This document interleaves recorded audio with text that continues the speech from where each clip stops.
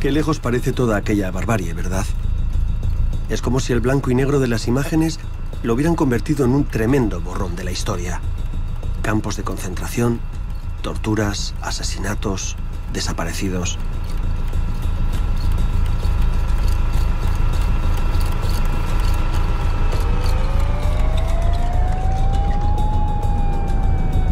No hace mucho, en la Argentina de los años 70 y 80, una cruel dictadura militar utilizó métodos parecidos para aniquilar toda oposición al golpe de Estado.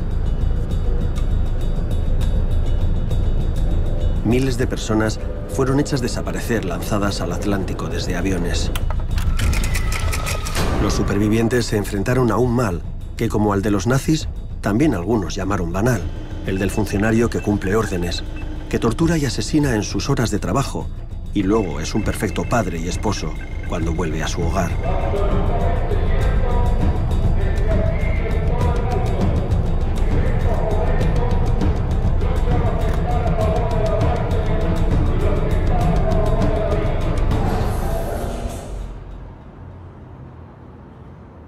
¿Dónde estamos, Miriam?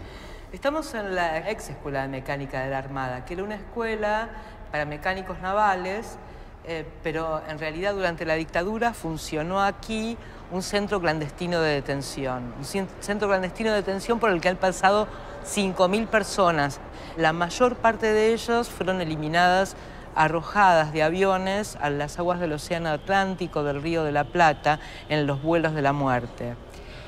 Aquí también tenía su asentamiento un grupo de tareas que cometió todo tipo de delitos, desde robos, violaciones, secuestros, torturas, asesinato y el más deleznable de todos, creo, que es el robo de bebés. Hay más de 500 bebés que están siendo buscados todavía en la Argentina. ¿Tú fuiste una superviviente de aquí, de la ESMA? Sí, yo fui una de las pocas sobrevivientes de aquí, de la Escuela de Mecánica de la Armada. Ellos tenían montada la mentira de que aquí funcionaba un centro de recuperación para que quienes habíamos abrazado la violencia política para combatir a la dictadura. Pero en realidad no había tal centro de recuperación, era un centro de trabajo esclavo. O sea, trabajabais como esclavos en su departamento de propaganda. Efectivamente, así es. ¿Cómo es la relación que se establece entre ese represor y vosotros? Nosotros, en realidad, teníamos una relación tensa, hipócrita, diría. Los conocí con todas sus contradicciones. La convivencia, esta convivencia casi obscena que teníamos, que se sentaran al lado nuestro a ver los partidos del Mundial 78 y se abrazaran en un gol para vitorearlo con gente que habían torturado. Todo esto, más algunas confesiones que nos han hecho llorando, de que no aguantaban más, de que se sentían culpables, de que no tenían de qué hablar con sus mujeres porque tenían que ocultarles todo. Todo eso ha hecho que, al contrario de cosificarlos, yo pudiera entender la verdadera dimensión humana del drama que ellos también vivían. ¿Estás diciendo que encontrabas algo de virtuosismo en el fondo de alguno de ellos? No virtuosismo, contradicciones. Algunos de ellos eran forzados a violar, recibían la orden de abusar sexualmente de nosotras y tiempo después decían, yo no entendía por qué mi superior me lo pedía, no entendía la razón. ¿Tú sufriste algún tipo de esa presión en positivo? Es decir, que te hicieran algún tipo de caricia, algún tipo de favor, algún tipo de buen trato, tentándote para que, no sé, que te torcieras o que cayeras en esas fauces, ¿no?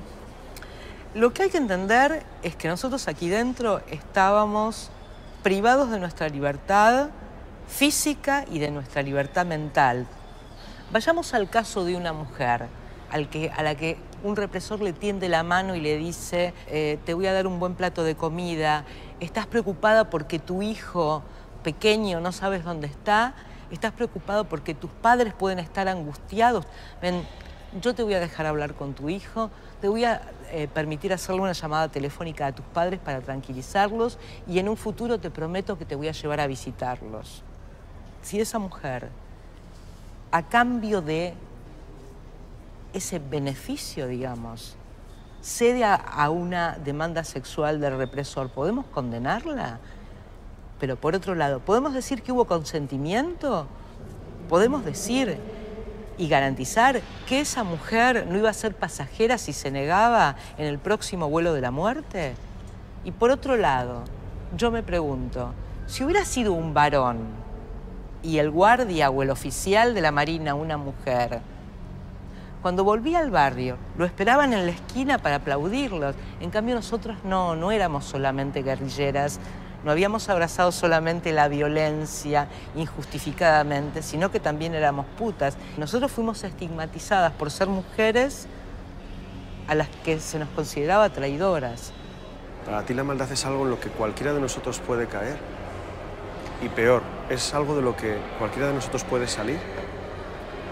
A mí me pasó algo tremendo cuando fui liberada, y digo liberada porque mucho tiempo después recién pude, como decía una compañera sobreviviente, sacarme la capucha, ser realmente libre. Estar en el subterráneo, en Buenos Aires, mirar a los ojos a la gente y decir, ¿quién de todos estos será capaz de torturar? Y si me preguntás, yo creo sinceramente que una buena parte de nosotros puede. ¿Quién hizo las capuchas?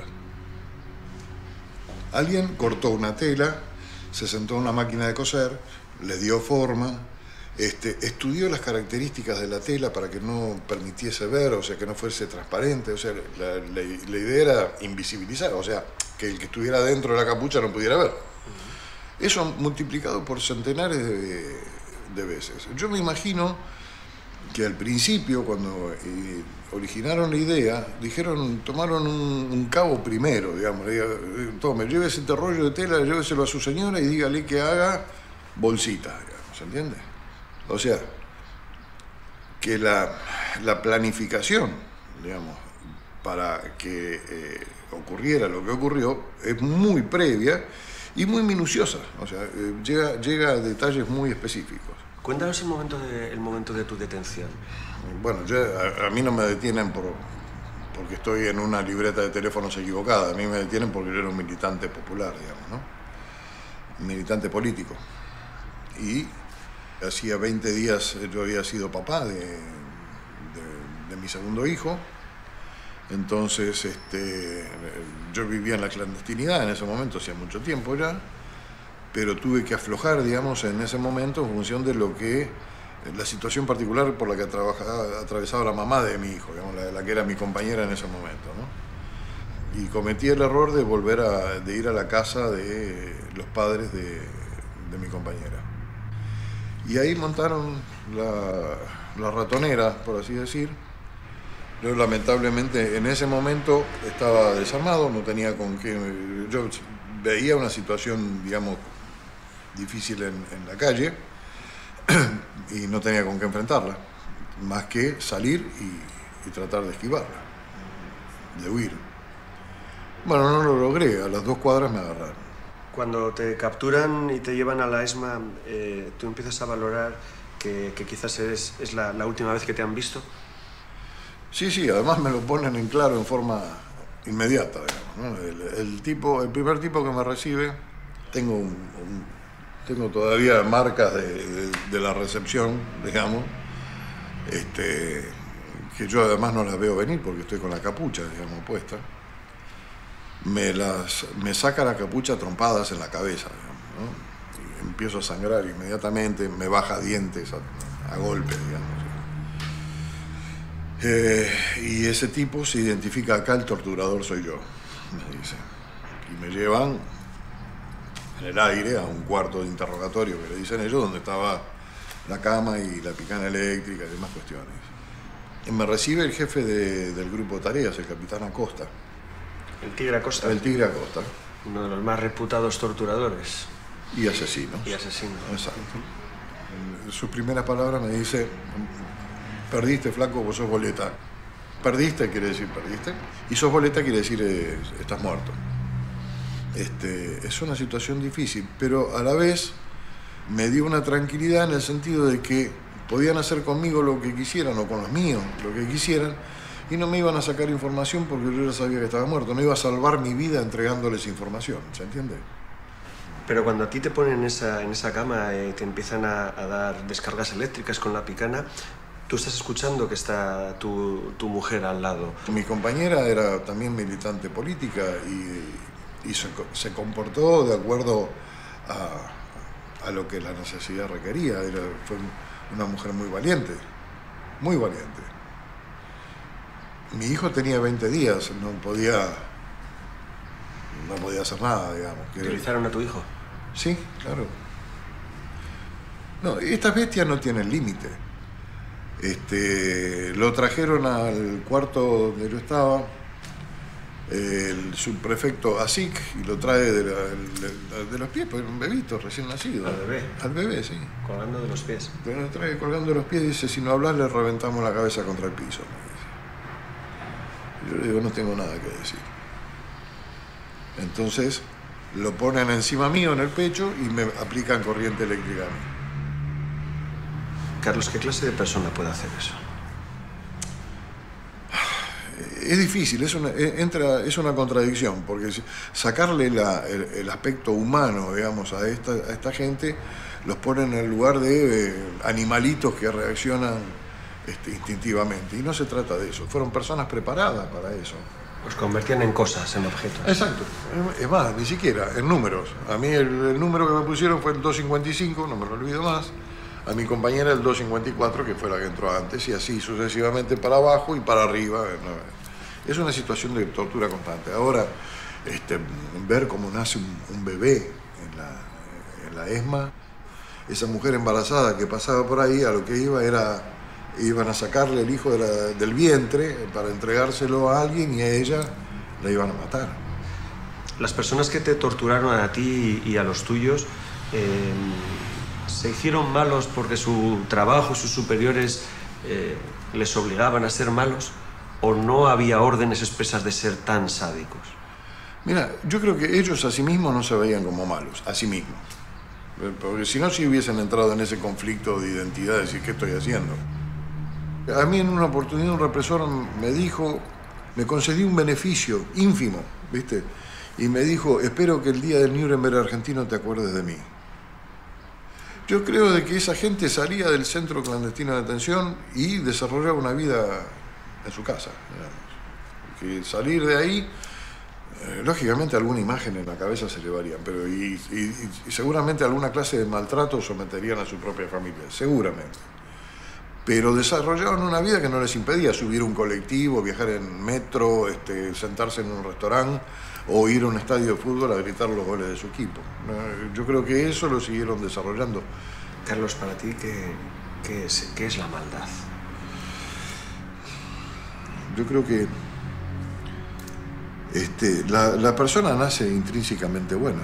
Yo siempre digo, Franco, Hitler y Mussolini en un momento fueron un bebé que tomaron una teta. Se alimentaron de la teta de su mamá. ¿Qué generó que sean lo que fueron? Bueno, es una explicación sociológica, psicológica, política. Tiene muchas vertientes la explicación. Pero no nacieron intrínsecamente malos, fueron bebitos también. ¿Te queda a ti capacidad de perdón? No, la magnitud del delito cometido es como que yo, digamos, perdonase a los que regenteaban Auschwitz. ¿Qué voy a perdonar? ¿Cómo voy a hacer una cosa así? ¿Puedo yo perdonar lo que le hicieron a mi hijo? Carlos, ¿por qué afortunadamente no te desaparecieron? ¿Por qué te salvaste? Mira, es una pregunta que yo no te puedo contestar. El dueño de mi vida y de mi muerte fue una persona, digamos, que hoy está sentado en un calabozo, digamos, está condenado a cadena perpetua.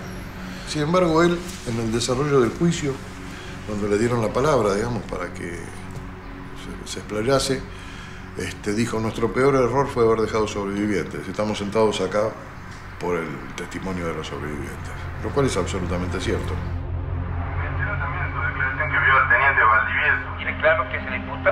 No tengo claro. Le voy a leer. ¿Cómo no? Queda claro. A usted se le imputa haber sido autor mediato de violación de domicilio, a privación ilegítima de libertad con apremio de vejaciones, artículo 144 bis, torturas agravadas, artículo 144 ter. Los juicios a antiguos militares argentinos se continúan celebrando porque siguen apareciendo pruebas, cadáveres o nuevos testigos que han vencido su miedo a hablar. Aunque son muy pocos los militares que han reconocido los hechos. Casi todos, como el teniente coronel Ariel Valdivieso, condenado a cadena perpetua por torturas, 6 homicidios y un asesinato, niegan su participación o se refugian en la versión de que vivían una guerra contra terroristas y que solo cumplieron órdenes, sirviendo a la patria. Artículo 210 y 210 bis del Código Penal. ¿Usted ha torturado? No, nunca. No. ¿Usted ha detenido ilegalmente a alguien? Tampoco. ¿Usted ha asesinado a algún inocente? No. ¿Usted ha matado? No, tampoco. Tampoco. ¿Por qué tenemos que venir a su domicilio a hacer esta entrevista? Porque soy un preso político y estoy en este momento en prisión domiciliaria. Y acá, estando en domiciliario, estoy controlado por esta pulsera, que es la que me monitorea permanentemente si salgo o no salgo de mi casa. ¿Cuál es la sentencia que tiene? ¿Por qué está usted condenado? Bueno, tengo 2 juicios. En el primero me condenaron con 14 años, con 17 causas, por haber estado en Tucumán peleando contra la subversión. Y en la segunda me condenaron porque se ordena sacar un prisionero del penal y lo matan. Y se me acusa a mí de que yo lo retiré. En mi legajo figura todo lo contrario. En mi legajo figura que yo no me encontraba en Tucumán. Usted niega entonces haber asesinado al señor de Benedetti, que era un preso del Ejército Revolucionario Popular. Sí, yo niego y en el juicio lo dije. Que el asesinato de esa persona fue diríamos, una operación de inteligencia que montó el mismo comando de brigada, pensando que nunca iba a pasar nada y pensando además que yo nunca me iba a enterar. Sin embargo, dice que fue una operación de inteligencia del ejército, es decir, está admitiendo que era habitual sacar a presos de las cárceles para asesinarlos, aduciendo que habían intentado escaparse. Mire, no sé si es habitual. En el caso mío fue así. Sin embargo, el tribunal le condena a cadena perpetua porque considera que en la hoja en la que consta la salida de la cárcel de ese preso figura su firma. E incluso la sentencia afirma que usted es el que le dispara en el pecho y luego le da el tiro de gracia en lo que entonces se conocía como la ley de fugas. Correcto. Es tal cual. Se ve que quien hace el peritaje recibe la orden de inculparme y dice que el 100% de las firmas son iguales. Y cuando yo veo la firma no es así. Sin embargo, el análisis grafológico del perito dice sin ninguna duda que es su firma, que claro, usted se llevó a ese preso que apareció asesinado días después, o horas después. Sí, tal cual. Pero no es mi firma, no estaba en Tucumán, no tiene fecha, no tiene sello del servicio penitenciario, es decir, todo falso. No sé si... ¿Cree que existen ciertas normas que ningún ejército debe sobrepasar, normas morales? No, existen y hay. Lo que pasa que yo persiguiendo un guerrillero, veo un guerrillero herido, para mí es una obligación y para cualquier soldado que está combatiendo en medio del monte pegarle un tiro al herido. Porque uno no puede dejar a la espalda a alguien que le puede tirar por la espalda.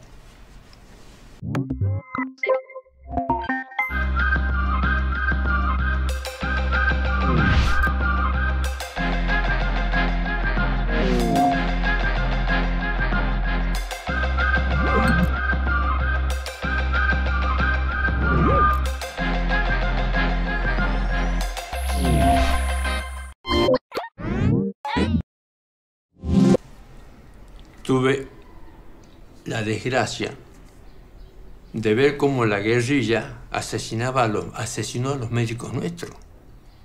Ahí explotó el odio, digamos, en mi compañía. Entonces yo cuando me doy cuenta de eso, la reúno a la compañía y le digo, señores, lo que tienen que hacer ustedes es matar por amor a la patria, por amor a la familia, por amor a su religión, no con odio, pero hay que matar, porque estamos en guerra, si no nos van a matar nosotros. Pero eso no significa que se pueda secuestrar, torturar o asesinar civiles desarmados. Es que eso también es una interpretación muy amplia, porque no es secuestro, es detención. Eso es el otro que han cambiado todas las palabras. De acuerdo, no es secuestro, es detención. Es detención. ¿Pero es tortura y es asesinato? ¿O también me va a decir que no es tortura, que son interrogatorios, caricias? No, eso ya le digo, yo no lo vi. Hubo, como le dije, hay en todas partes del mundo. No hay guerra donde no se torture. ¿O no torturó Franco? ¿Usted cree que las torturas eran operativas? Sí, totalmente. Las torturas siempre son operativas. Nos gusten o no, amoral o inmoral, son operativas. ¿Pero es ético o no? ¿Ah? ¿Es ético o no? No, ni es moral. Pero la guerra no es moral, ya le dije. La guerra no es moral ni ética. Hay testigos que afirman que el coronel Valdivieso participaba en numerosas sesiones de tortura personalmente y que disfrutaba de ello. No, eso es lo que declara un ex soldado mío. Totalmente falso, porque él, en el juicio se pidió que determinara el lugar donde estaban enterradas las cosas y dice, no me acuerdo, no me dieron tiempo a buscarlo. Imagínese, usted mata a 4 personas y las entierra bajo la orden de un superior. Eso no se olvida nunca más. Va con los ojos cerrados y dice, acá. A no ser que se hayan enterrado a tantas personas. Él dice que él la enterró, por orden mía. ¿Y por qué va a mentir el soldado Jerez? ¿Por qué mentir? Porque este soldado quedó demostrado con el juicio era guerrillero, que no lo tuvieron en cuenta. La sentencia que le condena a usted como torturador y como asesino dice: la culpa de las víctimas habría sido simplemente pensar distinto que sus secuestradores, que sus torturadores y que sus matadores. ¿Está usted de acuerdo con esa frase? No, nada, en absoluto. No puedo estar de acuerdo. Nunca pidieron un estudio serio si fueron torturados o no. Porque la tortura, sobre todo la eléctrica, deja secuela. Pero entonces, ¿usted cree que los torturados se inventaron sus torturas o que los desaparecidos siguen ocultos en algún lado? Pues yo nunca estuve de acuerdo con eso, ni con los desaparecidos. Nunca estuve de acuerdo, y se lo dije al general Bussi. No estoy de acuerdo con hacer desaparecer a la gente, porque a la larga esto nos va a traer problemas. Lo que no está cuestionando es que está mal, sino que no está bien concebido. Porque les van a causar problemas después, porque va a haber un Nuremberg luego para los argentinos. Ahí yo me equivoqué, pero no por lo que dije. Me equivoqué en el tiempo, porque el Código Penal, todos esos delitos prescribían a los 20 años, o creo que siguen prescribiendo todos. Y el Código Militar prescribían a los 25 años. Así que ya todos los delitos estaban prescritos. Ahora, y a mí me juzgan a los 40 años de los hechos. Pero es que los delitos que usted comete, los delitos de lesa humanidad, no prescriben. Afortunadamente, desde hace ya unos cuantos años, pero claro, se considera que ni aquí ni en ningún otro lugar esos delitos deben de prescribir. Está bien, de acuerdo, pero en ese momento ese delito no existía. Y legalmente el delito nace con la ley, pero... Ariel, es usted muy bueno haciéndome fintas todo el rato legales porque usted es un tipo inteligente, se ha estudiado el sumario, no. se ha leído los códigos penales, todos. en ningún caso me está cuestionando que lo que pasó estuvo mal, sino simplemente un problema de fechas y de tiempos y de calificaciones jurídicas. Mira usted a su pasado y se arrepiente de algo, cambiaría algo de lo que hizo. No. Actué de acuerdo a las leyes militares y no me tengo por qué arrepentir. Es la carrera que me elige. Ariel, no conozco ningún código de justicia militar que permita a un militar asesinar civiles desarmados. Si el superior viene y me ordene pégale un tiro, yo agarro, cumplo la orden y le pego el tiro. El único responsable de la orden es el superior. El único responsable. Ahora, si yo antes de pegar el tiro le pego 2 trompadas, una cachetada, ya paso a ser cómplice. ¿Se considera usted una buena persona? Eso ya no lo puedo decir yo, eso lo tiene que decir la gente que me rodea, la gente que me conoce, mis soldados. Le estoy preguntando a usted, a Ariel. ¿Usted se considera una buena persona? Sí, por supuesto, pero ya le digo, yo prefiero que lo digan los que me conocen realmente bien. Valdivieso, para usted, ¿qué es la maldad? La maldad es obrar con maldad, es decir, con mala fe. Eso es la maldad para mí. Obrar con mala fe sabiendo que va a hacer daño.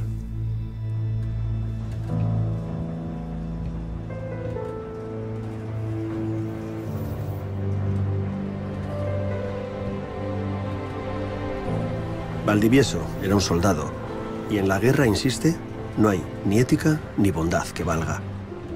No se arrepiente, porque en el fondo creen que lo que hicieron estuvo bien, que su salvaje utilización de la violencia salvó a la patria, que su ejercicio de maldad fue virtuoso y que estaba moralmente justificado. Tu detención, tu desaparición, las torturas, ¿llegaron a destruir a Nilda Eloy? Creo que no a destruirla, pero el silencio es una cosa que se impone dentro del campo. Y eso no se termina con salir del campo. Romper esa orden es un proceso personal que lleva... Hay gente que por ahí en pocos meses pudo salir y en el 79 estar denunciando. A otros, como a mí, nos llevó 20 años, a otros les lleva 40. O sea, hay gente que está declarando por primera vez hoy. Y hay gente que por ahí no lo va a poder hacer nunca.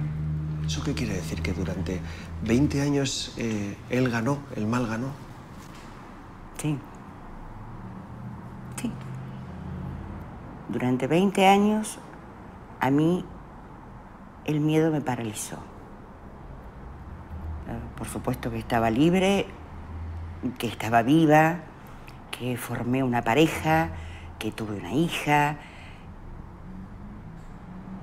pero dentro de determinados límites. ¿Qué edad tenías cuando te detienen? 19.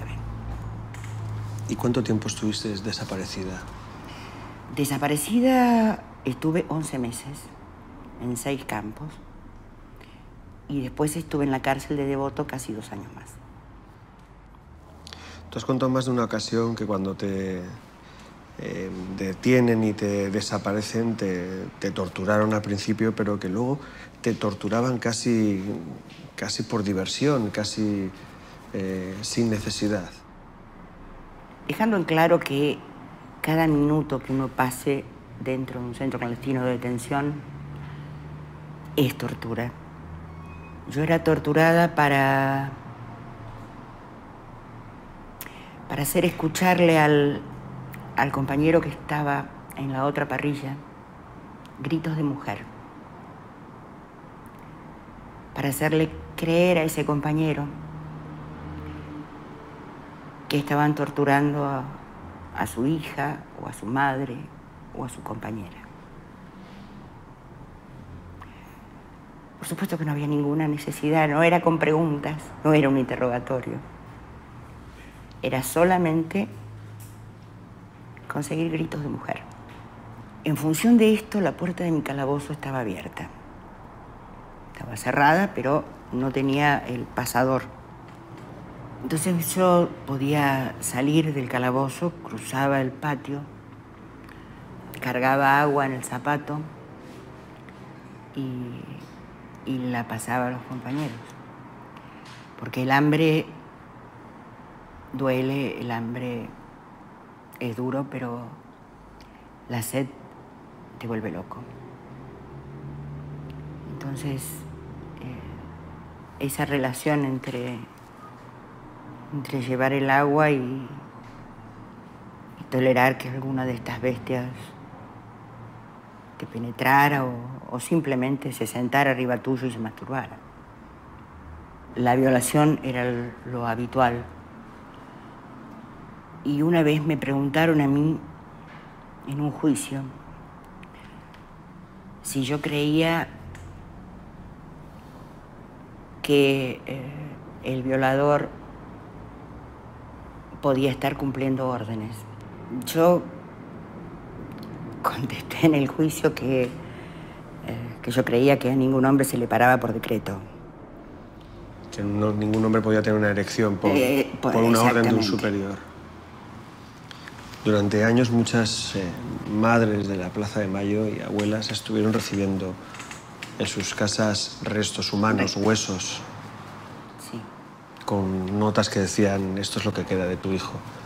Sí. Después del infierno fui a parar a la comisaría tercera de Lanús. Entonces nos empezaron a traer restos, cabezas y manos. ¿Restos humanos? Sí. Y para que los limpiáramos. Nos dieron instrumental. Para dejar pelados los huesos. Exacto, porque los huesos venían con restos de carne, incluso una mano venía con un anillo. La pregunta estaba en el aire, ¿de quién será? Pero nunca pudimos tener ni el más mínimo atisbo de... ¿Cómo te refieres a ellos cuando piensas en ellos?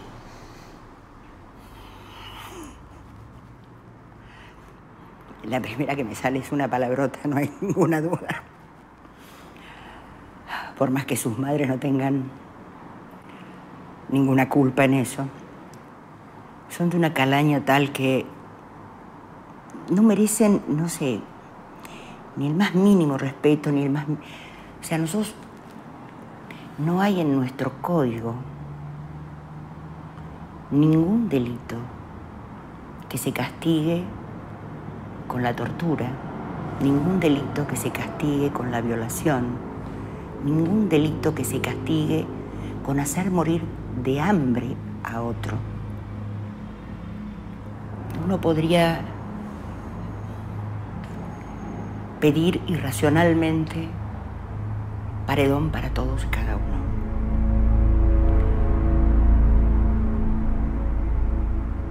Pero no somos iguales. Por eso es que reclamamos y seguimos buscando que vayan a la cárcel, que se pudran en la cárcel, que se mueran donde deben morir.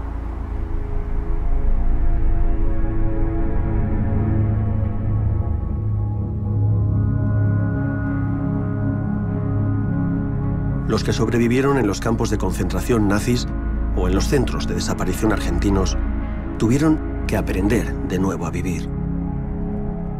Un sentimiento de culpabilidad por haber salido vivo llevó a muchos a la depresión, la ansiedad, el silencio, el aislamiento. Es el síndrome del superviviente. Del que ha vuelto y mira a todo y a todos con desconfianza. Del que se pregunta si los demás no sabían lo que ocurría. Que se pregunta ¿por qué se ríen? ¿Por qué disfrutan? ¿Es que acaso ellos no han visto la maldad de los humanos? Quizás la certeza suprema del mal es que sigue ahí, escondido, esperando a volver, eligiendo en quién se queda, a quién parasita, a quién destroza, quién va a ser su nueva víctima y quién su esclavo.